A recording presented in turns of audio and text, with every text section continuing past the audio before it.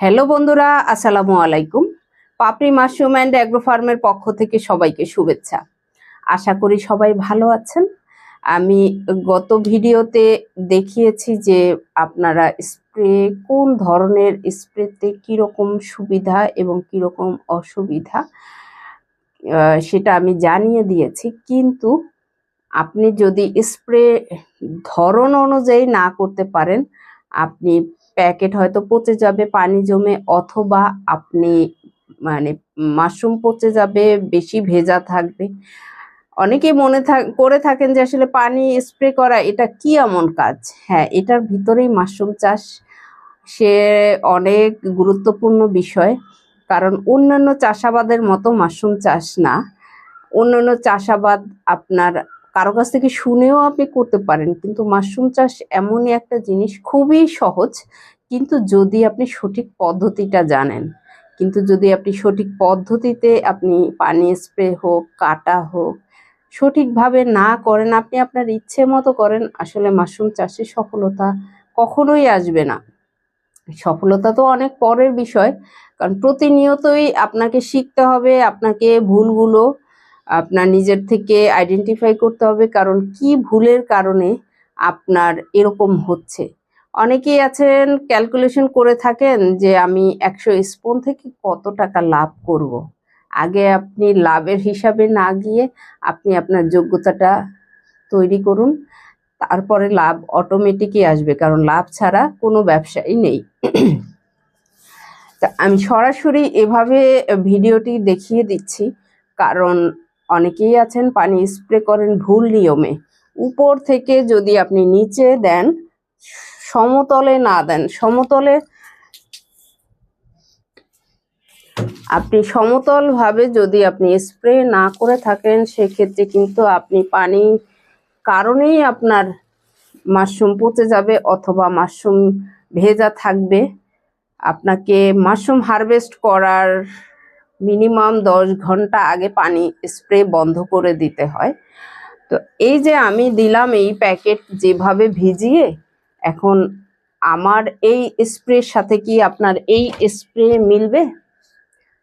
কখনোই মিলবে না। তো যারা এই ধরনের স্প্রে শুরুর দিকে কেন না বলি, আপনার এতে কিছু টাকা খরচ করতে হবে। তো আপনি যদি সহজভাবে এই ধরনের বোতলের মুখ ছিদ্র করা ঠিক এইভাবে করেন, আপনার খুব একটা সময়ও লাগবে না এবং পর্যাপ্ত পরিমাণে আপনি ফসল পাবেন।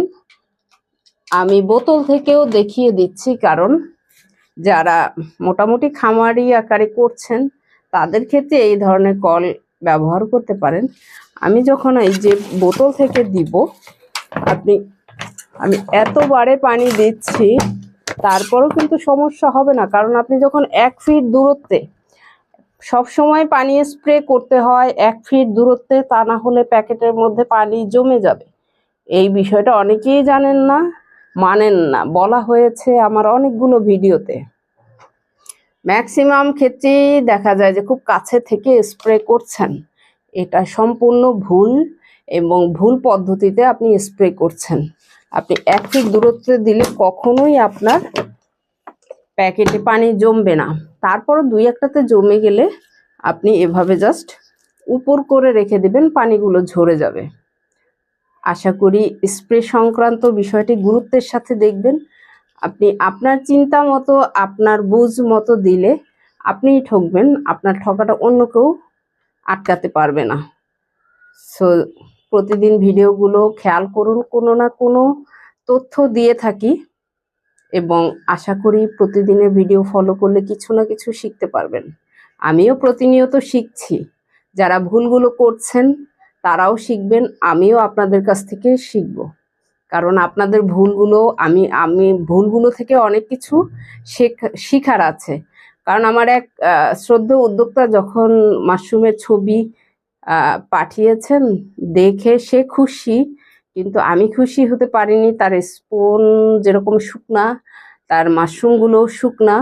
সে 2 কেজির মতো হারভেস্ট করেছেন, সেখানে মিনিমাম 3-3.5 কেজি হওয়ার কথা, এতটাই শুকনা। তাহলে আপনি প্রতিদিন যদি 1-1.5 কেজি 2 কেজি মাইনাস হয়, তাহলে আপনি কি লাভবান হবেন? কখনোই না। আশা করি ভিডিওটি দেখে উপকৃত হবেন। ভালো থাকুন, সুস্থ থাকুন এবং নিজ ঘরে ঘরে মাশরুম চাষ করে নিজের পুষ্টির চাহিদা মিটিয়ে তুলুন।